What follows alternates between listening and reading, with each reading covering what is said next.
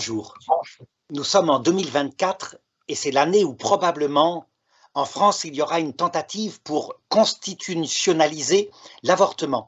Ça veut dire que la génération actuellement au pouvoir essaye véritablement de faire que jamais il ne pourrait y avoir de retour en arrière, puisque la députée française, il faut 2/3 des députés pour changer les choses.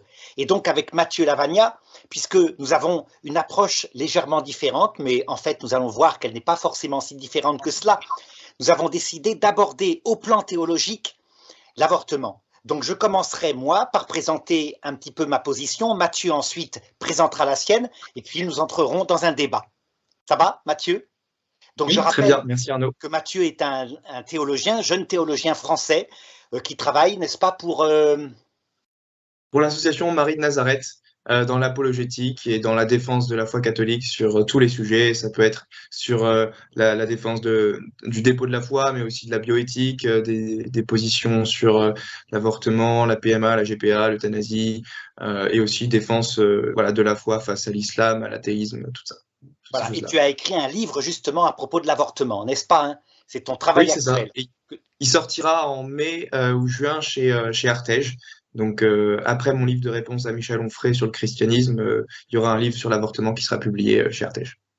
Ça va. Eh bien, on démarre et donc je partage mon écran puisque je t'ai imité et j'ai fait, attendez, partage d'écran, j'ai fait donc un espèce de petit document hein, pour suivre, pour être plus précis, puisque là on a remarqué ta grande précision et ce que je veux imiter. Alors voilà, je dirais d'abord que, comme tu le vois, il existe deux approches en théologie morale. C'est absolument fondamental. Deux approches complémentaires qui ne doivent jamais être séparées, de même qu'en Jésus, amour et vérité se sont unis. La première approche est donnée plutôt par le pape Jean-Paul II sur l'avortement, la seconde par le pape François. Donc la première serait une doctrine universelle, mais qui n'a pas de bras. Ça veut dire que ce sont des principes qui éclairent l'intelligence. Et la deuxième, elle va agir dans le concret par rapport aux situations des personnes.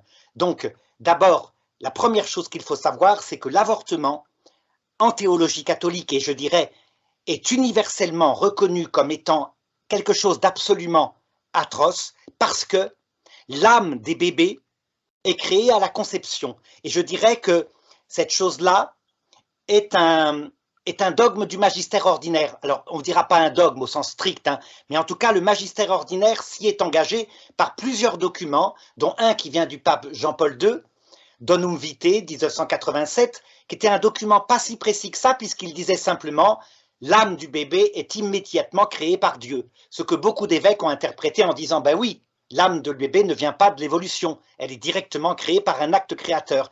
Et donc, plus tard, il y a eu un document qui précisait, Evangelium Vitae 60, qui disait « dès que l'ovule est fécondé, l'âme du bébé est créée. Son âme spirituelle n'est pas démontrable par une méthode scientifique, expérimentale, hein, mais du côté de la foi, elle peut être affirmée, ne serait-ce que par le dogme de l'Immaculée Conception, à sa conception, etc. Donc toutes sortes de choses, peu importe la démonstration, disons que c'est un domaine de la foi.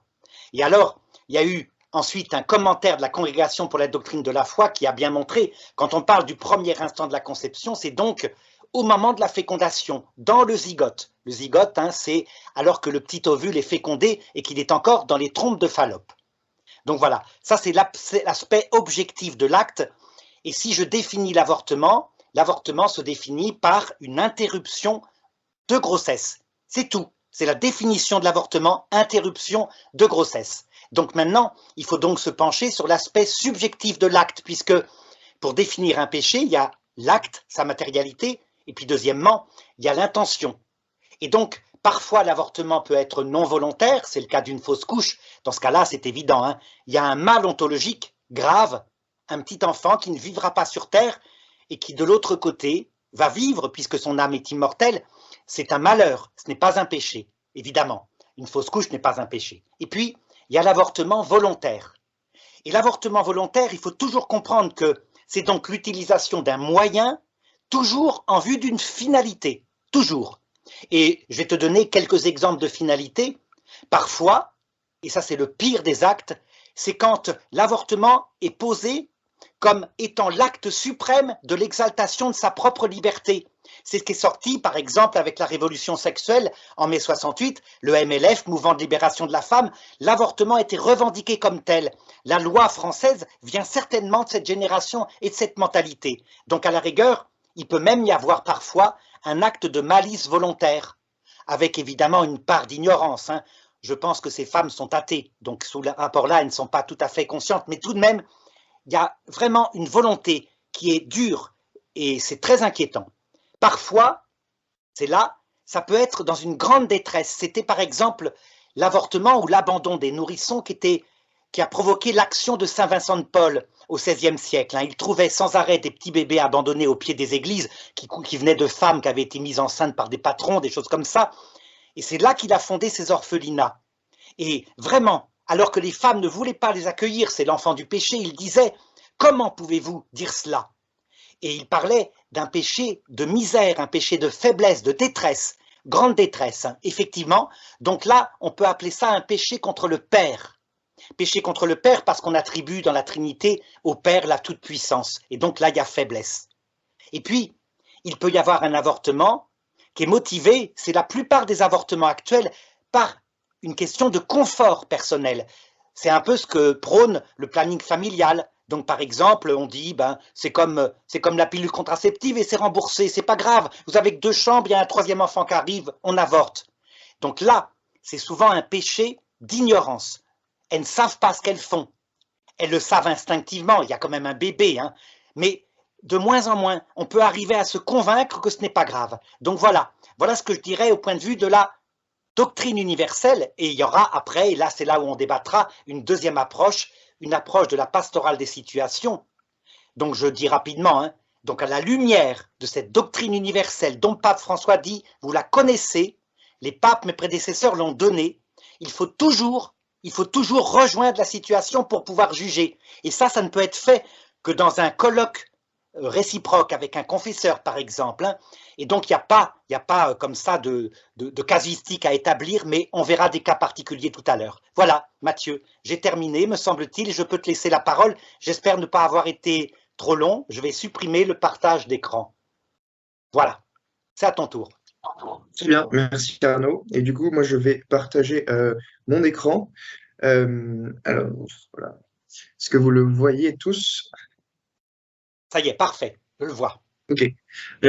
Oui, juste avant de commencer, j'aimerais dire que j'étais pas d'accord avec la définition que tu avais donnée, Arnaud, sur l'avortement, parce qu'elle est trop imprécise. Quand tu dis que l'avortement, c'est juste une interruption de grossesse, cette définition ne marche pas, parce que si l'avortement était juste une interruption de grossesse, alors une césarienne serait un avortement, puisqu'une césarienne interrompt la grossesse. Donc moi, ma définition de l'avortement que j'utilise, c'est l'avortement, c'est l'acte qui consiste à tuer intentionnellement un fœtus ou un embryon en vue de mettre fin à une grossesse. Et cette définition est tout à fait rigoureuse sur le plan scientifique. Donc la fausse couche n'est pas un avortement pour toi? Non, je fais la distinction entre... là, c'est la définition de l'avortement direct que je donne. Donc, je distingue l'avortement direct et l'avortement indirect. Mais tu vois, les fausses couches. Ça change tout. Si tu définis différemment, tu vas aborder... Oui, voilà. Donc moi, dans ma présentation, je vais utiliser l'avortement comme étant... je fais référence à l'avortement direct. C'est l'acte qui consiste à tuer intentionnellement un fœtus ou un embryon en vue de mettre fin à une grossesse, et c'est beaucoup plus précis que juste une interruption de grossesse, parce qu'encore une fois, une césarienne est une interruption de grossesse, et pourtant ce n'est pas un avortement. Donc, cela étant dit, je vais commencer ma présentation.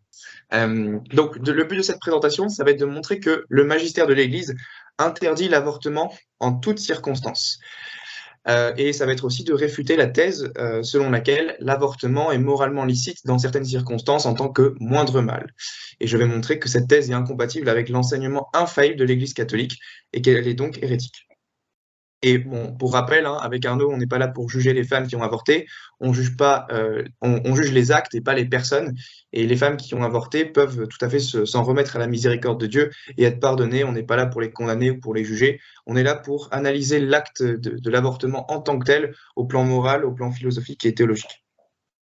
Alors, quel est l'argument central de l'Église catholique contre l'avortement? Je dirais qu'il peut se résumer de la manière suivante. donc c'est un syllogisme. Prémisse 1, il est toujours immoral de tuer directement et volontairement un être humain innocent. Prémisse 2, or l'avortement tue directement et volontairement un être humain innocent. Conclusion, donc l'avortement est toujours immoral indépendamment des circonstances. Donc si les prémices sont vraies, la conclusion s'ensuit logiquement et nécessairement. Et donc, pour appuyer ça, je vais donner quelques citations des papes, en particulier de Jean-Paul II, qui s'est beaucoup prononcé sur la question récemment. Donc, Jean-Paul II nous dit « Dès le moment de sa conception, la vie de tout être humain doit être absolument respectée, car l'homme est sur terre l'unique créature que Dieu a voulu pour lui-même, et l'âme spirituelle de tout homme est immédiatement créée par Dieu. Tout son être porte l'image du Créateur. La vie humaine est sacrée parce que dès son origine, elle comporte l'action créatrice de Dieu et demeure pour toujours dans une relation spéciale avec le Créateur, son unique fin. Dieu seul est le maître de la vie et de son commencement à son terme. Personne, en aucune circonstance, ne peut revendiquer pour soi le droit de détruire directement un être humain innocent. Donc, il y a bien marqué en aucune circonstance. Après, Jean-Paul II, plus tard dans Evangelum Vitae, a utilisé son charisme d'infaillibilité, en tout cas l'infaillibilité de l'Église, pour condamner l'avortement en toutes circonstances de manière définitive et irrévocable. Donc il nous dit, avec l'autorité conférée par le Christ à Pierre et à ses successeurs, en communion avec tous les évêques de l'Église catholique, je confirme que tuer directement et volontairement un être humain innocent est toujours gravement immoral. Cette doctrine, fondée sur la loi non écrite que tout homme découvre dans son cœur à la lumière de la raison, est réaffirmée par la Sainte Écriture, transmise par la tradition de l'Église et enseignée par le magistère ordinaire et universel. La décision délibérée de priver un être humain innocent de sa vie est toujours mauvaise du point de vue moral et ne peut jamais être licite, ni comme fin, ni comme moyen en vue d'une fin bonne. Rien ni personne ne peut autoriser que l'on donne la mort à un être humain innocent, fœtus ou embryon, enfant ou adulte, vieillard, malade, incurable ou agonisant. Personne ne peut demander ce geste homicide pour soi ou pour un autre, confié à sa responsabilité, ni même y consentir explicitement ou non. Aucune autorité ne peut légitimement l'imposer, ni même l'autoriser. Et alors Jean-Paul II poursuit en disant « Devant une pareille unanimité de la tradition doctrinale et disciplinaire de l'Église, Paul VI a pu déclarer que cet enseignement n'a jamais changé et est immuable. C'est pourquoi, avec l'autorité conférée par le Christ à Pierre et à ses successeurs, en communion avec tous les évêques qui ont condamné l'avortement à différentes reprises et qui ont exprimé unanimement leur accord avec cette doctrine, je déclare que l'avortement direct, on parle bien de l'avortement direct, c'est-à-dire voulu comme fin ou comme moyen, constitue toujours un désordre moral grave en tant que meurtre délibéré d'un être humain innocent.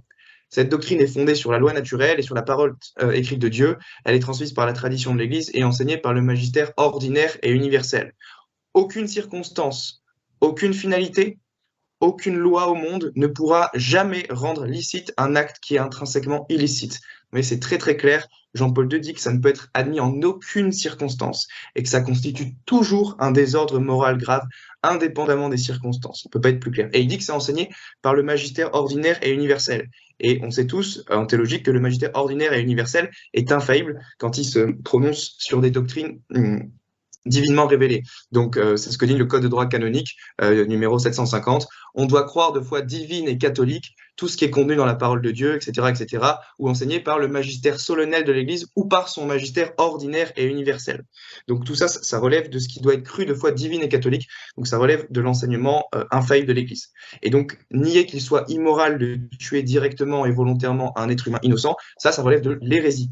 Il est donc impossible d'être catholique et de dire que l'avortement est moralement licite dans certaines circonstances, puisque précisément Jean-Paul II l'a condamné dans toutes circonstances. C'est très clair d'après le texte que je viens de lire. Et alors la question, dont on va sûrement débattre avec Arnaud, c'est le cas de danger de vie de la mère. Parce que Arnaud Dumouche a longuement dit dans des vidéos qu'il était contre l'avortement. On le fasse plutôt sous forme de débat, si tu veux qu'on rentre. Oui, mais attends. Je te donne mon avis dessus et tu me diras si tu es d'accord avec ma présentation sur le danger de vie de la mère, parce que c'est là où on va avoir notre débat. Donc je vais t'expliquer la position dessus, en tout cas la position de l'Église catholique. Donc je dirais qu'il y a deux scénarios à distinguer. Le premier scénario, c'est si l'enfant est viable, alors il faut procéder à un accouchement provoqué par césarienne. Donc il serait mieux que l'enfant naisse prématuré, même s'il a une petite chance de s'en sortir, plutôt qu'il soit avorter sans aucune chance de survie. Donc, par exemple, en cas de prééclampsie qui apparaît lors de la deuxième moitié de la grossesse, donc c'est à partir de 20 semaines d'aménorrhée. Là, du coup, l'enfant est presque, est viable. En tout cas, il a une chance non nulle de survivre. Donc, on peut faire un accouchement provoqué par césarienne en espérant qu'il puisse s'en sortir, mais on peut jamais le tuer de manière directe et volontaire. Et si l'enfant n'est pas viable, alors la théologie morale catholique autorise le fait de réaliser une action médicale pour sauver la mère, même si une conséquence secondaire non voulue de cette action résultera inévitablement dans la mort de l'enfant. Ce qu'on appelle le principe du double effet que je vais développer juste un peu après. Donc ça, c'est des cas de grossesse extra-utérine, par exemple. Donc quand l'embryon s'implante dans les trompes de Fallope ou en dehors de l'utérus, et ben effectivement, si on laisse la grossesse se poursuivre, le bébé va grandir, il va faire éclater les trompes de Fallope et il peut tuer la mère comme ça. Et donc là, ce qu'il est moralement permis de faire, c'est de réaliser une opération chirurgicale qu'on appelle la salpingectomie, où on va couper les trompes de Fallope pour sortir l'embryon, sauver la mère. Donc malheureusement, on voit que l'embryon va finir par mourir, mais c'est une conséquence secondaire non voulue. On ne l'a pas tué par un acte direct et volontaire. On a réalisé une action dans le but de sauver la mère, mais on n'a pas porté directement atteinte à l'intégrité physique du bébé. Et du coup, l'Église n'autorise pas le fait de tuer directement l'enfant pour sauver la mère. C'est bien différent. Hein. On ne porte pas directement atteinte à l'intégrité physique du bébé. Et donc, justement, cette position, elle est fondée sur le principe du double effet qu'enseigne l'Église catholique. Un acte qui a deux effets, l'un bon et l'autre mauvais, est permis uniquement si, premièrement, l'effet mauvais n'est pas intentionnellement voulu comme fin ou comme moyen. Deuxièmement, s'il y a une raison proportionnée sérieuse pour laisser advenir l'effet mauvais. Et donc, appliqué au cas présent, c'est-à-dire le danger de vie de la mère, c'est clair que sauver la mère, c'est une raison proportionnée sérieuse pour intervenir. Donc, la condition 2 est validée. Et donc, par conséquent, l'intervention sera moralement acceptable si la mort du bébé n'est pas voulue intentionnellement, ni comme fin, ni comme moyen pour sauver la mère. Et donc, là, c'est là où la distinction entre les avortements directs et indirects est pertinente. L'avortement direct, c'est un avortement où la mort du fœtus est provoquée par un acte direct du médecin. Donc, le médecin qui le bute, qui porte atteinte à son intégrité corporelle et physique. Et un tel avortement n'est jamais permis d'après la doctrine catholique, on l'a vu. En revanche, il y a ce qu'on appelle un avortement indirect qui, lui, peut être moralement licite en cas de circonstances graves parce qu'il ne tue pas directement le fœtus. Et sa mort est une conséquence secondaire non voulue, comme on l'a vu dans le cas de grossesse extra-utérine et qu'on fait une salpingectomie. Et donc, c'est exactement la position de l'Église sur la question. Ça, c'est la congrégation de la foi en 2009 qui a écrit ce texte pour se prononcer précisément sur le danger de vie de la mère. Et donc l'Église dit il faut bien faire la distinction entre les deux tenants et aboutissants différents. D'une part, une intervention qui provoque directement la mort du fœtus, appelée parfois de manière inappropriée avortement thérapeutique, qui ne peut jamais être licite puisqu'il s'agit du meurtre direct d'un être humain innocent. Et d'autre part, une intervention en soi non abortive qui peut avoir comme conséquence collatérale la mort de l'enfant. Si par exemple la conservation de la vie future de la mère, indépendamment de son état de grossesse, requérait d'urgence une opération chirurgicale ou une autre action thérapeutique qui aurait pour conséquence accessoire, nullement voulue ou cherchée, mais inévitable, la mort de l'embryon, un tel acte ne pourrait plus être qualifié d'attentat direct à une vie innocente. Dans ces conditions, l'opération peut être licite, comme le seraient d'autres interventions médicales similaires. Voilà. Et donc, ça, c'est la Congrégation pour la doctrine de la foi qui insiste clairement sur cette doctrine du double effet dans l'analyse morale de telles situations. Et donc, en résumé, lorsque l'enfant est viable, les médecins peuvent tenter de sauver la mère et l'enfant par césarienne ou accouchement provoqué. Et lorsque l'enfant n'est pas viable, il est moralement permis de réaliser une opération pour sauver la mère sans que le bébé soit tué intentionnellement comme fin ou comme moyen. Et d'ailleurs, aujourd'hui, les médecins l'attestent, il n'est jamais nécessaire, avec notre technologie actuelle, de tuer directement l'enfant pour sauver la mère. Donc, par exemple, le docteur John Brennan disait en 1996 « J'ai aidé des femmes à accoucher pendant plus de 50 ans. Je n'ai jamais rencontré une seule grossesse ou un avortement qui aurait été nécessaire pour sauver la vie de la mère. » On a le docteur Don Sloan qui a pratiqué lui-même des avortements pendant une dizaine d'années et il reconnaissait que l'idée que l'avortement est nécessaire pour sauver la vie des mères est quelque chose auquel les gens s'accrochent, mais médicalement parlant, cela n'existe probablement pas. Le médecin, le docteur Everett Koop, qui est un ancien chirurgien aux États-Unis, avait dit que l'avortement, en tant que nécessité pour sauver la vie de la mère, est si rare qu'il est inexistant. Et je pourrais citer encore le docteur Edward King qui confirme que aujourd'hui, avec l'état avancé de la médecine au Canada, il n'existe plus de raison médicale à l'avortement. Il faut comprendre que certains traitements rarement entrepris pour sauver la vie de la mère ont pour effet involontaire de faire mourir l'enfant dans l'utérus, mais ces circonstances ne constituent pas un avortement médicalement ou moralement. Et donc, c'est pour ça que quiconque pratique un avortement thérapeutique ignore les méthodes modernes de traitement des complications de la grossesse ou ne veut pas prendre le temps de les utiliser. Donc, il y a un consensus des médecins pour dire que l'avortement direct n'est jamais nécessaire pour sauver la vie de la mère. Et donc, en conclusion, j'ai montré dans cette présentation que l'avortement direct n'est jamais permis au plan moral. Il est immoral en toutes circonstances. Ça, c'est un enseignement infaillible de l'Église catholique et toute personne qui le nie est hérétique. Deuxièmement, le meurtre d'un innocent ne peut jamais être considéré comme un moindre mal, donc ça va avec le premier point. Et aujourd'hui, l'avortement direct, qui porte directement atteinte à l'intégrité physique du bébé, n'est jamais nécessaire pour sauver la vie de la mère au plan médical. Donc je dirais qu'on a dans ta présentation typiquement la nécessité qu'il y avait que le pape François vienne et qu'il complète la théologie morale qui ne fonctionnait effectivement que sur un pied.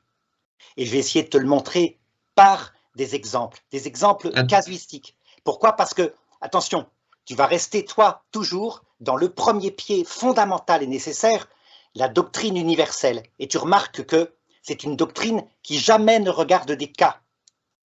Par exemple, tu m'as dit, déjà, changeons la définition de l'avortement.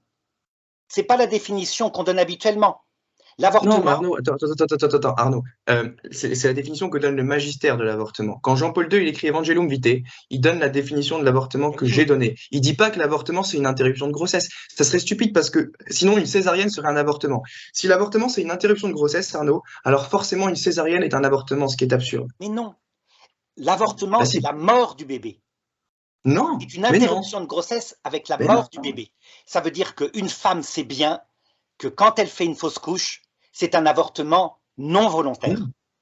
Bon, mais peu importe. Maintenant, allons sur la suite de la chose. Donc, en doctrine universelle, on va conclure que subjectivement, l'avortement volontaire, pour le coup, est toujours un mal moral. Et ça, je suis subjectivement, objectivement, l'avortement est toujours un mal moral, un désordre moral, et c'est ce que dit Jean-Paul II. Il dit personne en aucune circonstance. Parce que tu me replonges dans ta définition. Moi, je t'ai mis dans une définition plus large. Tu as donc, comme je te l'ai montré, un avortement non volontaire, c'est un malheur, mal ontologique, et l'avortement volontaire, là, il y a une intention. Et c'est là qu'il faut se demander… Parlons juste de l'avortement volontaire. Est-ce que tu es d'accord que l'avortement volontaire, c'est immoral en toutes circonstances et que, comme le dit Jean-Paul II, cela ne peut jamais être licite, ni comme fin, ni comme moyen en vue d'une fin bonne, et qu'aucune circonstance, aucune finalité ne pourra rendre cet acte licite? Eh bien, justement, et c'est là où je te répondrai qu'il fallait compléter absolument cet aspect universel par ce qu'ajoutait le pape François, qui avait un problème. Le pape François, il est pareil que Jean-Paul II sur l'avortement. Il dit que faire recours aux avorteurs, c'est comme avoir recours à des tueurs à gages. Et il dit que l'avortement peut être permis en aucune circonstance. Il a exactement la même position que Jean-Paul II. Mathieu, je vais te raconter des cas et tu vas juger, puisque on ne peut pas, quand on aborde l'aspect pastoral, parler de manière universelle. Il faut toujours aborder des cas particuliers et regarder pour en juger très concrètement. Donc je reprends divers… Tu te rappelles le panel que j'avais mis dans le petit tableau avec, un acte médical. Prenons d'abord. Tu dis, il n'y a jamais d'avortement direct médical, ça n'arrive jamais, jamais. Tu dis, parce que tout simplement, la grossesse extra-utérine, on coupe la trompe de Fallope, donc le but n'est pas de tuer directement l'enfant. Tu as raison. Le but, c'est de couper la trompe de Fallope pour sauver la vie de la mère. Mais le problème, c'est que des grossesses extra-utérines, il n'y en a pas que dans la trompe de Fallope, où là, tu ne vas pas effectivement directement dépecer l'enfant pour l'enlever. Il y en a aussi qui peuvent se produire en dehors de la trompe de Fallope, dans l'intestin, sur l'intestin. Et là, il faut bien faire un curetage, il faut détruire l'enfant, il faut l'arracher sans tuer la mère. Évidemment, il faut le retirer. tu peux le retirer pour pas qu'il pousse et qu'il fasse exploser l'intestin. Ce que tu ne peux pas faire, c'est porter directement atteinte à son intégrité physique en le tuant par un acte direct. Ça, T'es c'est bien absolument obligé. exclu. T'es bien obligé de le tuer Non, puisque tu tu es peux pas. obligé. Mais bien sûr que non. Demande aux médecins. Regarde les médecins que je t'ai cités à la fin. Ils disent que c'est jamais nécessaire. Et eux, c'est des praticiens. C'est eux qui pratiquent leur métier depuis des dizaines d'années. Il y a un consensus médical sur le fait que l'avortement direct, pour porter directement atteinte à l'intégrité physique de l'enfant, n'est jamais nécessaire pour sauver la vie de la mère. Je t'ai Et cité c'est au parce moins 5 ou que 6 médecins là.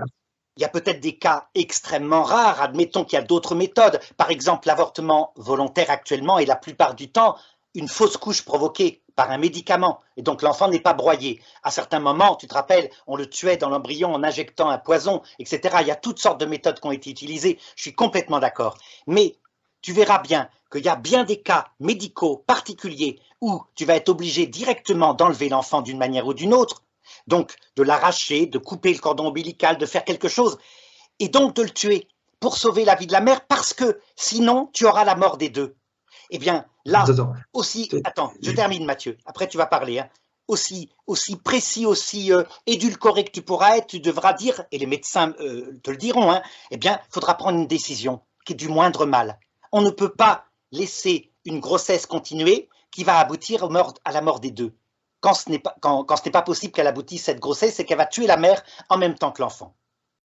À toi. Et justement, les médecins montrent aujourd'hui que ce n'est jamais nécessaire de réaliser un acte qui porte directement atteinte à l'intégrité physique de l'enfant pour sauver la mère. Ce que tu peux faire, c'est retirer l'enfant pour pas qu'il fasse exploser l'intestin ou la trompe de Fallope ou des choses comme ça. Mais tu peux jamais réaliser un acte qui bute directement l'enfant, qui le tue par un acte direct. Et ça, le consensus des médecins est C'est unanime là-dessus absurde. aujourd'hui, hein. C'est absurde. C'est de Mais la quasi. je t'en ai cité.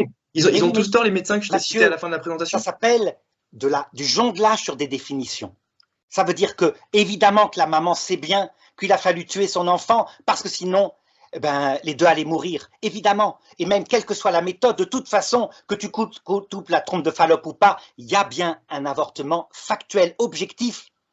Donc, qui n'est pas volontaire. La maman n'est pas d'accord. Si elle avait pu le sauver, elle le sauverait. Je suis bien d'accord. Donc, il n'y a pas de péché. C'est un acte médical. Évidemment, l'interruption médicale de grossesse qui actuellement est élargie à mon enfant a un pied beau et donc je l'avorte, ça n'a rien à voir. Là, on parle bien de soit l'enfant va tuer sa mère et donc va mourir en même temps, la grossesse n'est pas viable, soit, deuxième cas possible, l'enfant n'est pas viable. Prenons un cas particulier, par exemple un enfant qui apparaîtrait dans le sein de sa mère et qui n'a pas d'épiderme. Imaginons cet handicap-là. Donc il vit, et c'est évident, il va naître et il va mourir dans de grandes souffrances. Là, il n'est pas viable, matériellement pas viable, il n'y a rien à faire. Qu'est-ce que tu vas faire dans ce cas-là? Eh bien, j'ai un cas particulier qui peut illustrer ça. Je peux très bien. Attends, je termine, puis après tu répondras.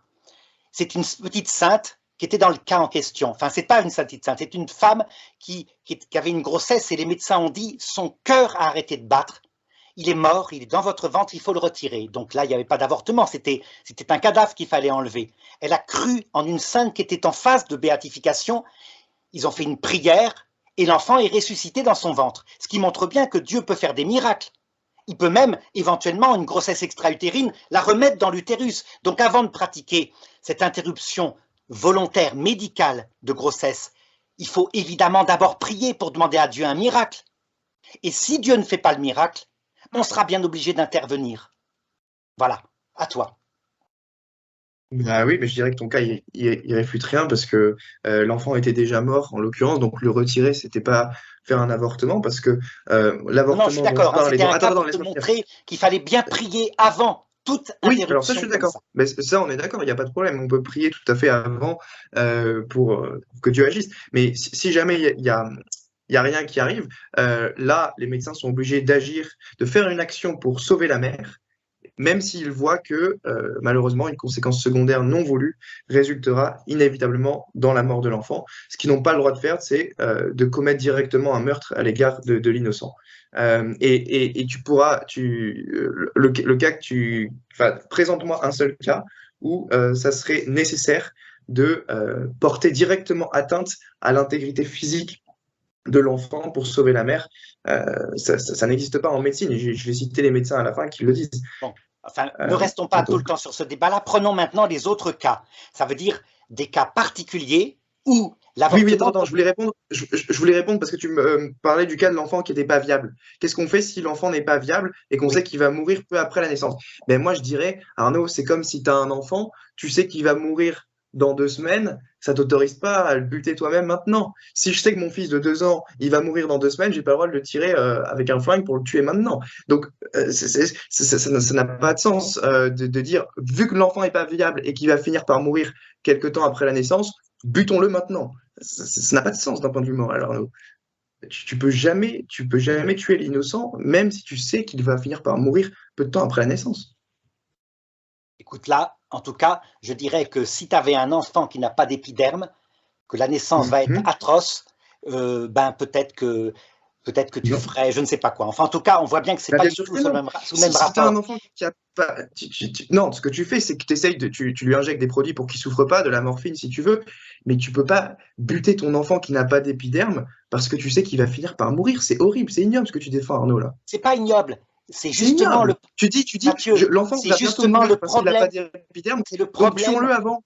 T'es en train de Mathieu, dire c'est ça? le problème de la différence entre la théorie et la pratique d'une maman dont elle sait que son enfant n'a pas de peau et qui va souffrir terriblement. Donc, est-ce qu'elle interrompt ou pas par rapport à un cas comme ça? Il n'est pas viable. La question est là. Eh bien, je te réponds, on prie pour un miracle et parfois les miracles arrivent. Voilà. Et Mais quand le dire que miracle c'est… n'arrive pas, tu tues pas ton Par enfant, contre, Arnaud. Mathieu, je termine, dire que c'est ignoble, c'est déjà un jugement moral et c'est là le problème qui vient de l'exaltation de la doctrine universelle. Et c'est là que sont intervenus un peu les évêques belges et on ne les a pas compris, mais je comprends qu'on ne les comprenait pas. Parce qu'ils disaient, il faut aussi absolument regarder la situation concrète du cas. Et c'est vrai, j'en suis maintenant convaincu. Ça veut dire qu'on ne peut pas dire tu es ignoble à une femme qui aurait agi comme ça. On ne peut pas. Non, attends, j'ai pas dit ça, Arnaud. J'ai pas dit qu'une femme qui fait ça est ignoble, parce que je l'ai dit au début de la présentation qu'on jugeait pas les personnes, on juge les actes en tant que tels. Je dis que l'acte qui consiste à tuer son enfant parce qu'on sait qu'il n'est pas viable et qu'il va finir par mourir quelque temps après la naissance est ignoble. On ne peut pas tuer quelqu'un juste parce qu'on sait parce qu'il va mourir dans quelque temps. Je Ça n'a pas de répondrai sens. aussi que l'acte n'est pas ignoble, l'acte est dramatique. Et justement, c'est encore une fois la casuistique qui va te l'indiquer. Tu aurais dit l'acte est dramatique, personnellement je n'aurais pas fait ça, moi je ferais naître l'enfant, je crois que Dieu peut faire jusqu'au bout un miracle, je ferais intervenir tous les saints du ciel. D'accord, là je t'aurais dit, eh bien c'est un bon choix. Voilà. Maintenant, si tu veux, abordons les autres cas. Le moindre mal, c'est la question que tu as dit, ça veut dire qu'elle ne peut jamais, la mort d'un innocent ne peut être faite dans un moindre cas. Évidemment, je n'ai pas d'exemple direct là à te donner maintenant d'un acte d'avortement au sens strict qui viendrait comme un moindre mal, mais j'ai des cas analogues. Par contre, ce que je peux te dire, c'est que Jésus lui-même, dans un texte de Saint Matthieu, il le dit, il présente ce cas et avec une grande détresse quand il dit en Matthieu 24, 19, « Malheur à celles qui seront enceintes et à celles qui allaiteront en ces jours-là, parce qu'on aura vu tant de malheurs que jamais on en aura vu autant sur la terre. » Je veux dire par là que je vais te raconter quelques cas, on va les prendre un par un, je vais t'en raconter 3 et à chaque fois je te laisserai répondre. D'accord? Et tu vas voir, nous ne sommes plus dans la théorie, nous sommes dans la pratique.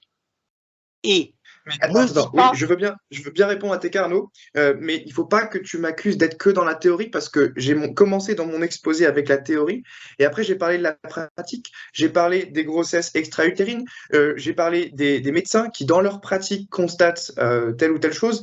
Donc je suis pas juste un gars qui reste dans les idées de la théorie, dans les belles idées. Non, que dans je la suis théorie, aussi dans la pratique. Puisque tu me disais une proposition, même comme moyen, jamais. C'est ce que dit le magistère, Arnaud. C'est ce que dit le magistère. Jean-Paul II, il dit personne, en aucune circonstance, ne peut détruire directement un être humain innocent. Est-ce que Jean-Paul II a tort ou pas?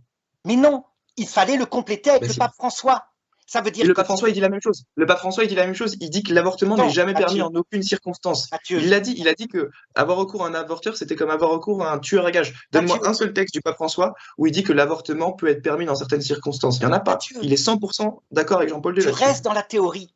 Tu restes dans la théorie, tu ne me laisses pas te raconter des anecdotes. Puisque le pape François, effectivement, il l'a dit, je ne trouve pas moi-même de cas pour l'avortement. Mais par contre, il en a donné pour d'autres choses et il a été destroy par les scolastiques qui ont dit mais non, il est dans la casuistique. Lui, il a pris des cas de divorcés remariés à qui il fallait donner la bénédiction, il fallait donner l'Eucharistie. Il en a trouvé sur plein de... parce que c'est un pasteur. Et maintenant, je vais te donner des cas et tu vas en juger. Moi, j'aimerais bien discuter avec le pape François, puisque j'avais tendance à être tout à fait d'accord, il n'y a pas de cas, et puis j'en ai trouvé. Donc, on va voir. Donc, premier cas, un cas qui s'est passé récemment en 2017, je crois, tu sais, dans la guerre au Soudan. Tu vois, c'est une guerre de génocide due par les musulmans contre les chrétiens du Sud voilà, pour les Soudanais du Sud qui sont chrétiens. Donc, une femme qui avait des jumeaux, dans une grande détresse, le village avait attaqué, va vers un centre médical tenu par des Australiens qui revitalisaient des bébés. Les bébés étaient nés, hein. Donc je te l'ai dit, je n'ai pas trouvé de cas de femmes enceintes, mais peu importe. Hein. Les bébés étaient nés, mais tout petits, elle porte ses deux jumeaux, elle traverse le désert, elle arrive dans ce centre tenu par les Australiens avec un seul bébé. Là, il le réalimente, il donne de l'arachide. Et le bébé reprend forme et grossit. Et il voit que la femme était complètement malheureuse et elle pleurait. Il lui demande pourquoi. Et elle leur explique, j'avais deux bébés, et j'ai dû volontairement en abandonner un des deux dans le désert parce que je n'y arrivais plus. Voilà. C'est un cas précis où elle a utilisé, pour sauver le deuxième, elle a choisi d'en tuer un. Elle a utilisé comme moyen la mort d'un innocent. Pas directement, c'était pas le but, c'était pas de tuer un innocent. Le but, c'était de sauver la vie de l'autre enfant. Bon, que fais-tu dans ce cas-là? Comment juges-tu à la lumière des documents universels? Déjà, j'aurais besoin de plus de précision sur la situation parce que est-ce qu'elle était avec ses deux enfants dans le désert, elle marchait, elle avait plus assez de force pour porter les deux et donc elle en a laissé un sur place et elle a continué le chemin avec l'autre, c'est ça? Elle avait plus de lait, elle avait plus d'eau, elle marchait, elle était épisée et voilà, elle n'y arrivait plus. Voilà. Peu importe, elle était dans la situation, si tu veux, de Agar dans la Bible où il n'y avait pas de source. Oui. Ok. Et donc elle se disait que si elle continuait à marcher avec ses deux enfants, elle aurait plus assez de ressources pour sauver les deux et qu'elle-même elle serait à bout de force et qu'elle n'arriverait pas à destination et que tous les trois allaient finir par mourir dans le désert. C'est bien ça? Elle n'a pas pensé à sa vie. Elle a pensé à sauver un enfant et pas à Oui, perdre les... d'accord. Bon, et ben moi je dirais que là, ce qu'elle a fait, c'est pas immoral parce qu'elle n'a pas tué par un acte direct et volontaire son autre enfant. Elle l'a abandonné, elle l'a laissé mourir par détresse, mais elle l'a pas directement porté atteinte à son intégrité physique et corporelle comme c'est le cas dans l'avortement. Si elle l'avait laissé en le balançant des pierres au visage ou je sais pas quoi, en le tuant par un acte direct, là ça aurait été immoral. Mais laisser mourir Arnaud, tu sais très bien que c'est pas pareil que tuer directement et volontairement. Mathieu, je suis désolé, ce que tu dis pour moi est absurde. Ben, c'est le magistère de l'Église catholique, Arnaud. Hein. C'est la base de la théologie morale. Hein. Laisser mourir, c'est pas pareil que tuer. Tu ne rejoins pas le réel. Tu es d'accord que laisser mourir et tuer par un acte direct et volontaire, c'est pas pareil. Tu ne rejoins pas le réel. Voilà. Mais si, je viens de répondre à ta situation. Mais non. Je viens de répondre à la situation. Puisqu'elle a abandonné son enfant qui allait mourir de soif dans le désert. Elle lui a pas acheté des cailloux à la figure, c'est pas le problème. Elle aurait peut-être fait un acte de meilleure charité si elle l'avait achevé. Il est mort avec une agonie qui a duré des heures. Elle le savait très bien, c'est évident. Et quand tu lis les documents du magistère, ils disent il ne peut jamais être utilisé, même à titre de moyen. Ça veut dire comme moyen, la mort d'un innocent ne peut jamais être licite. Je réponds oui, le document a raison, Jean-Paul II a raison. Mais là, elle est bien obligée. C'est ce que dit Jean-Paul II. Jean-Paul II, il est très précis, il dit il est toujours... Attention, non. Là, tu ne représentes pas ce que dit Jean-Paul II. Jean-Paul II, il dit il est toujours immoral de tuer directement et volontairement un être humain innocent. C'était pas sa volonté que l'enfant meure. Elle n'avait pas l'intention qu'il meure. D'accord? Malheureusement, elle pouvait pas faire autrement. Elle a choisi d'en sauver un et pas de sauver l'autre, mais elle l'a pas tué par un acte direct et volontaire. Donc elle n'a pas agi de manière immorale. Le texte que tu as lu, même le texte de Jean-Paul II dit, même pour faire un bien, ne peut pas être utilisé comme moyen, même pour faire un bien. Et il a raison, Jean-Paul II. Le problème, c'est que je te montre dans un cas concret que pour faire un bien, donc sauver la vie d'un enfant, ce moyen mauvais, elle a dû l'utiliser parce que c'était... Non, elle l'a pas tué, elle n'a pas commis de meurtre là, elle a laissé mourir. C'est pas la même chose, tuer et c'est laisser là mourir. Que tu ne rejoins pas le réel. Mais Demande non, à mais cette femme, c'est une base en théologie morale. mais Tuer et non, laisser mourir, Mathieu, c'est pas la même chose. demande à cette femme, elle te On le voit dans le dira, cadre de l'euthanasie. Regarde, regarde. Je vais prendre l'exemple. Dans le cadre de l'euthanasie, on est d'accord que tuer activement un patient, c'est pas pareil que de laisser mourir le patient de manière naturelle. Donc, il y a bien une différence dans le cadre de l'euthanasie entre tuer par un acte direct et volontaire et laisser mourir le patient en laissant la nature faire. De la même manière, Mathieu, il y a une différence. T'es d'accord ou pas avec ça? mais bien sûr, mais là, c'est pas le problème. Dans un Mais cas si, concret comme ça, tu vois bien que tu fais du jonglage théorique. Elle a tué son enfant en l'abandonnant dans le désert. Elle va le regretter toute sa vie. Et le prêtre va lui dire, mais non, vous ne pouviez pas faire autrement. Vous ne je suis pouviez d'accord, je pas. dirais la même chose. Je dirais Mais la ça même veut chose à dire, cette femme. Je dirais elle a pas péché parce qu'elle n'a pas tué intentionnellement mais non, tu son vas pas enfant. dire ça. Elle l'a pas tué par un acte direct et volontaire. Et donc, elle n'a pas péché. Tu ne vas pas la consoler. Elle le sait qu'elle l'a tué par un acte direct et volontaire. Abandonne Non, ton enfant dans mais le désert. Tu verras si c'est pas un acte direct et volontaire. Mais elle le sait. Le prêtre va lui dire, parce que vous ne pouviez pas faire autrement. Vous avez choisi le moindre mal, évidemment. Donc, ça ne tiendra pas 2 minutes. Ton argumentation ne consolera pas cette femme. Tu ne Mais pourras la Arnaud, consoler toi, qu'en t'es lui dans disant, l'émotion. vous ne pouviez pas faire Arnaud, autrement. Arnaud, tu es dans l'émotion en termes de est-ce que ça va la consoler ou non. Moi, je te Bien parle d'une sûr que je analyse suis dans l'émotion. philosophique. Attends, je te parle d'une analyse philosophique et conceptuelle, Tu qui ne est peux une pas, différence entre Mathieu, tuer tu ne peux pas être directement dans la et manif laisser mourir. philosophique et conceptuelle. Tu dois rejoindre le réel. Non, mais Là, je suis d'accord d'un point de vue. Attends, Arnaud, il faut distinguer la pastorale, comment est-ce qu'on va consoler cette femme, et l'analyse philosophique de l'acte qu'elle a commis. D'accord? Évidemment, dans la pastorale, j'irai pas lui dire, oh, mais ne, enfin, je lui ferai pas toutes les distinctions philosophiques que je viens de faire, parce que c'est pas le but. C'est pas ça qui va la consoler, comme tu le dis. Mais là, on n'est pas dans la consolation. On est tous les deux dans une discussion philosophique sur l'acte qu'elle vient de poser. Et là, mes distinctions conceptuelles entre tuer directement et laisser mourir sont pertinentes. non, elles ne sont pas pertinentes pour elle, parce que tu retournes dans la théorie. C'est Pour dans le elle, subjectivisme, pour elle, Arnaud. On elle parle pas aurait de la peut-être, consoler elle. elle serait peut-être moins culpabilisée si elle avait écrasé la tête de son enfant pour pas qu'il souffre en mourant pendant des heures dans le désert. Voilà la réalité. Donc tout ça, la théorie ne rejoint pas la réalité. Voilà. Et c'est pour ça que Jésus le dit, priez pour que ça n'arrive pas quand une femme sera enceinte. Ça, c'est le premier exemple. Donc tu vois bien, en ajoutant le pape François au pape Jean-Paul II, on a tout d'un coup les deux pieds de la morale. Mais attends, le pape François, il a rien dit là-dessus. Pourquoi tu le prends comme exemple alors il est pareil sur Jean-Paul II sur l'avortement, il dit que c'est jamais justifiable en aucune circonstance. C'est toi qui te sers du pape François de manière illégitime parce qu'il soutient pas ta position sur Mathieu, l'avortement, François. Mathieu, il n'a rien dit sur cet exemple-là, mais il a dit sur des tas d'exemples où vous l'avez traité, vous, thomiste, d'hérétique.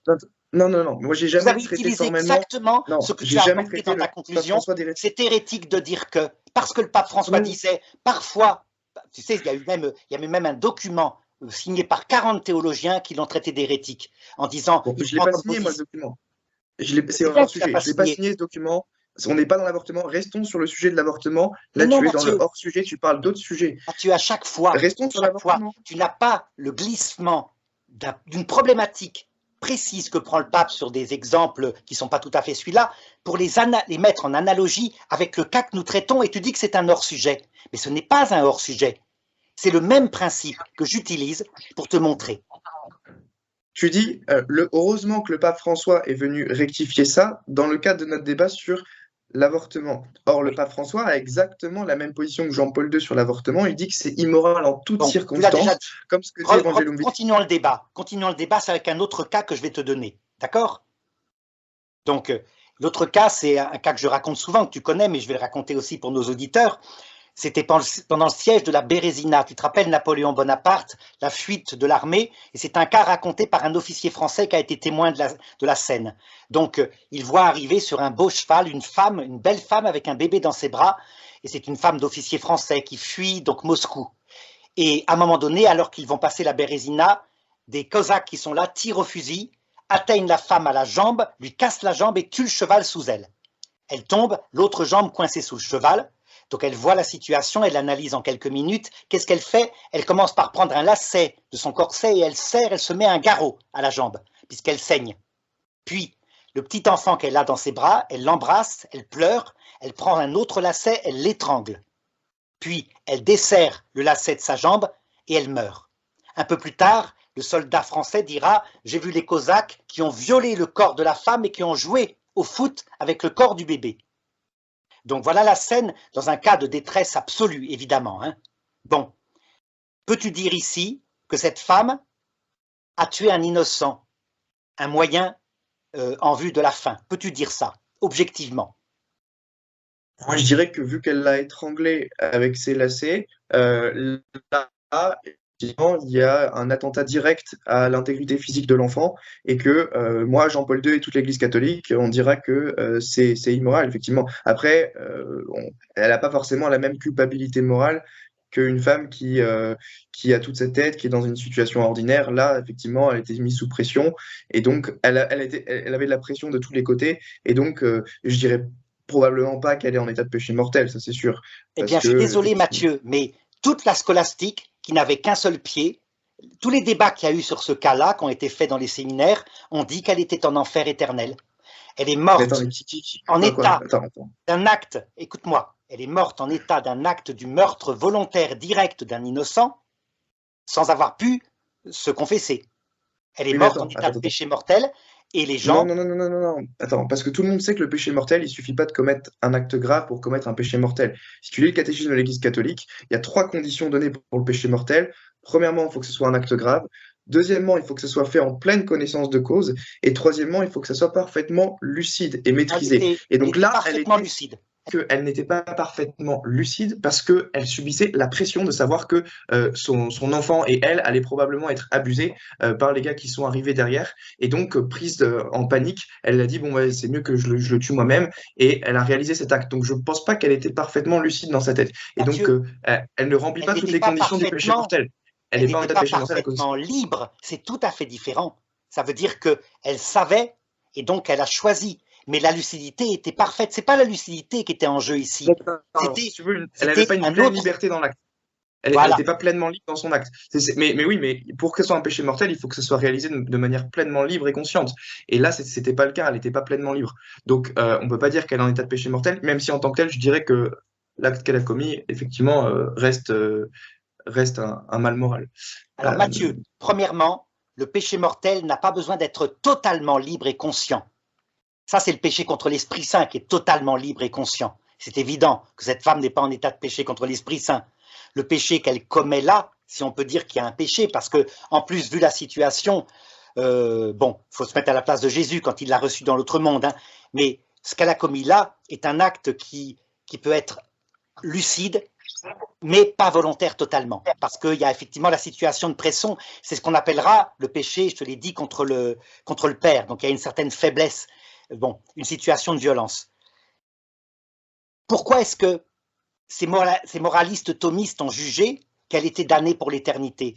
Parce que Quand tu dis justement, c'est moraliste, tu parles de qui? Parce que moi, j'ai jamais entendu. Donne-moi des sources, des citations, des trucs précis, parce que c'est j'ai besoin facile, de sources. Qui tous est-ce qui a les dit qu'elle était cas en enfer? tous les cas qui ont été, enfin c'était des cas qui étaient étudiés en séminaire, hein, des cas sur, en fonction de la théologie scolastique, qui disaient que si tu meurs en état de péché mortel sans avoir pu te repentir, eh bien, par exemple, c'est la situation du suicide. Quelqu'un qui se suicide en se tirant une balle dans la tête, ben, il meurt en état de péché mortel puisqu'il a attenté à sa vie, et donc tu as vu toute une théologie qui n'est pas le magistère, hein, bien sûr, mais toute une théologie qui disait que ces personnes-là, fallait pas prier pour elles, c'était pas la peine, elles étaient damnées pour l'éternité. Bon, Bon, indépendamment de ça, ce qui compte, c'est ce que dit le magistère, pas ce que disent certains théologiens à droite à gauche. Donc moi, ce qui m'intéresse, c'est uniquement ce que dit le magistère, et je me suis appuyé que sur le magistère pour défendre ma thèse sur eh bien l'avortement. justement, Donc, tu ne t'appuies pas assez sur les apports du pape François, qui complètent le magistère. Moi, je ne suis pas en train de dire « Ah, le pape François », c'est ce que disent certains, hein, il est en train d'annuler Jean-Paul II. Pas du tout. Il le dit sans arrêt. La doctrine universelle, vous l'avez eue. C'est pas la peine que je continue, vous l'avez eue parfaitement par mes prédécesseurs. Il ajoute un autre jugement complémentaire, qui d'ailleurs était enseigné dans les séminaires. Tu avais un cours de théologie morale, enseigné par certains grands saints, et un cours de pastoral. Et les deux étaient enseignés aux prêtres, parce qu'on savait très bien qu'on ne pouvait pas se contenter de la doctrine telle que tu la donnes, qu'il fallait aussi voir les cas et être capable de discerner avec intelligence. est-ce que au moins tu es d'accord que ta position contredit formellement les propos de Jean-Paul II? Non, Oui ou non? Je ne suis Ok, pas alors d'accord du tout. attends, ok, c'est intéressant. Est-ce que Attends, mais non, Mathieu, je vais tu peux répondre. juste me lire les citations à l'écran, s'il te plaît? Mathieu, je vais répondre. Tu, Je vais répondre tu peux d'abord. juste me lire et pourquoi ça Ben ne non, je te contredit l'ai pas. cité, Donc, tu cette as l'écran là? citation-là. Je te l'ai citée. Hein. Donc, même comme Donc, il y a moyen marqué. ou comme fin, c'est moralement illicite. Bon, Oui, regarde. mais il y a marqué, Jean-Paul II il dit, la décision délibérée de priver un être humain innocent de sa vie est toujours mauvaise du point de vue moral, il ne peut jamais être licite, ni comme fin, ni comme moyen, et l'avortement, c'est toujours un désordre moral grave, en tant que meurtre délibéré d'un être humain innocent, aucune circonstance, aucune finalité, aucune loi au monde ne pourra jamais rendre licite un acte qui est intrinsèquement illicite. C'est vraiment très très clair, Absolument. Et je vais te et là, il y a répondre. une Laisse-moi te contradiction, répondre maintenant, il y a une Mathieu. contradiction sur ce que dit le magistère et ce que toi tu Laisse-moi dis, te Arnaud. répondre.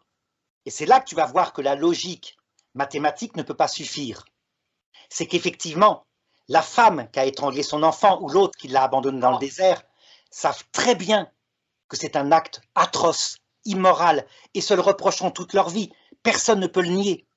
D'accord? Le problème, c'est que dans la circonstance, tu ne pouvais pas faire autrement. Et c'est là qu'apparaît la théologie du réel et du concret, le moindre mal. Quand tu es contraint, que tu as, non pas comme en théorie abstraite, entre le bien et le mal, comme le disent certains mauvais théologiens moraux, mais que tu sais que la vie, elle te présente le bien, le moindre mal, le moindre mal, le moindre mal, le mal absolu. Et que c'est souvent le cas. Par exemple, les militaires à l'armée sont souvent confrontés à des cas comme ça. Nous, dans notre vie concrète, c'est très rare. Par exemple, on n'a pas besoin d'utiliser le mensonge pour ne pas aller à une fête qui nous ennuie. On doit simplement dire la vérité, non, tu vois, ça m'ennuie, etc. Mais dans des cas gravissimes, qui sont les cas qu'abordent les moralistes, le moindre mal est fréquent. Et ça, c'est un apport du pape François. Donc, je maintiens avec le pape François que c'est intrinsèquement illicite, que c'est mauvais, qu'aucune circonstance ne peut justifier que la femme ait étranglé son enfant, mais qu'elle était obligée de le faire. Enfin, non, on aurait pu trouver une autre solution, elle aurait peut-être pu prier, je ne sais pas quoi, mais en tout cas, certainement de l'autre côté, quand le Christ l'a accueilli, il l'a consolé, il ne l'a certainement pas comparé, il n'a pas fait intervenir la théologie abstraite, il a regardé son cas, sa situation concrète, c'est une évidence. Oui, oui, et moi je distingue bien comment le Christ va juger telle personne qui, dans telle circonstance, où ils sont mis sous pression, où ils ne sont pas pleinement libres, font des actes qui, en tant que tels, sont moralement graves, et l'analyse de l'acte en tant que tel. Tu vois la différence? Je dis que même si cette femme, en étranglant son enfant, a commis en tant que tel un acte qui est moralement grave, conformément à ce que dit le magistère, je dis pas qu'elle est en enfer ou qu'elle est forcément damnée ou que le Christ ne l'a pas consolée ou des choses comme ça. C'est deux questions complètement distinctes. Bon, maintenant, je vais te montrer un petit peu comment est-ce que dans l'Écriture, ces cas que je viens de te citer sont pris en compte. Voilà, Romains 11, 32. Dieu a enfermé les hommes dans la désobéissance pour faire à tous miséricorde. Je reprends les cas que je t'ai pris, les casuistiques. La femme dans son désert est enfermée dans une situation impossible. Si Dieu lui était apparu comme il l'a fait à Agar et qu'il lui avait donné une source, elle n'aurait jamais fait ça. De même pour la femme à Bérésina. Ces personnes-là sont enfermées dans un acte qui va être moralement illicite. Tu vas dire, mais Dieu leur tend un piège. Non, c'est pas ça. C'est qu'il veut que nous arrivions de l'autre côté en nous frappant la poitrine, en disant, je n'ai pas été mieux qu'un autre. J'ai sali mes vêtements dans la grande épreuve de la terre. J'ai fait du mal, Seigneur, prends pitié. Et donc, la phrase continue et il dit, pour faire à tous miséricorde. Tu vois, donc, si tu oublies, ce que n'est pas ton cas, si un théologien, les théologiens modernes, oublie la doctrine universelle donnée par Jean-Paul II, comme ils l'ont fait beaucoup, et par exemple en Allemagne, ils voulaient changer la doctrine universelle. Les gens, ils les conduisent à la perdition en les noyant. Les gens ne savent plus où est le bien. Si par contre, on ne exalte que la doctrine universelle et qu'on oublie de rappeler ce que rappelle le pape François, donc la casuistique est une doctrine des jésuites, alors les gens, ils meurent parce qu'ils sont certains d'aller en enfer, vu les actes de moindre mal qu'ils ont dû prendre qui étaient moralement totalement illicites. Si tu gardes les deux, tu obtiens le message évangélique. La doctrine universelle, donc la vérité te montre que tu es un pécheur, la casuistique qui te montre que dans certains cas, tu n'as pas pu faire autrement, et tu arrives devant le Christ à genoux en disant « Seigneur, à toi de me juger, t'as vu, je ne suis pas digne de te recevoir. » Oui, enfin, je suis pas en désaccord, mais je vois pas en quoi ça justifie l'avortement dans certaines circonstances. Ben, tu prends les cas, c'est tout. Mais, Je sais les pas, cas que tu m'as cités ne concernent pas l'avortement. je sais pas, Euh, oui, mais c'était analogue, hein. Tu es capable de Oui, non, non, glisser. non. Attends. Abandonner un enfant dans le désert parce qu'on ne peut pas sauver les deux, c'est pas analogue au fait de tuer directement un bébé dans le ventre de sa mère. Mais si, bah, d'ailleurs la Non? preuve, regarde, tiens, dans le siège de Jérusalem, il y a quelqu'un qui m'a suggéré ce cas-là qui est raconté par Flavius Joseph. C'est un peu analogue, hein. Il est raconté qu'il y avait une telle famine dans Jérusalem, c'est en 70 après Jésus-Christ, que des femmes ne voulaient pas accoucher et que du coup, eh bien, elles se jetaient dans les escaliers pour pas qu'il y ait d'accouchement, que leur enfant soit dans la misère. Flavius Joseph raconte qu'à un moment donné, il n'y avait plus du tout de nourriture, ils sentent une odeur de viande. Ils se précipitent, les zélotes, hein, et ils trouvent une femme, elle était en train de cuire son bébé qui était mort pour le donner à manger aux autres enfants. Est-ce qu'elle l'avait tué? Est-ce qu'il était mort tout seul? Est-ce qu'elle avait plus de lait? On ne sait pas. Toujours est-il qu'ils l'ont attrapé, ils l'ont jeté dehors, ils l'ont exécuté. Voilà ce que c'est que la doctrine universelle quand elle n'est pas accompagnée avec la casuistique. Bon, je pense que j'ai suffisamment argumenté ma position et que les Voilà, auditeurs en seront juges. Hein, mais... très bien. Je crois que c'est comme ça à chaque fois, c'est ce qui fait d'ailleurs un bon débat, hein. C'est que chacun peut être confronté. Je dirais personnellement, pour conclure ce débat, qu'il faudra éviter dans l'avenir deux excès. L'Église est en train de se déchirer entre d'un côté les théologiens et de l'autre côté les pasteurs. C'est le démon qui provoque ça, ça je l'ai toujours pensé. En fait, ce que Dieu a uni, il ne faut pas le séparer. Il va falloir cesser d'être des papes de Jean XXIII et de François et d'être contre Jean-Paul II, Benoît XVI. Il faut être pour tous les papes. Et ce qui montre qu'on est dans la doctrine catholique, à mon avis, c'est quand on est bien, sans critique, avec les deux types de papes. Est-ce peut-être que qu'on tu es fera bien, toi, avec débats. les deux types de papes?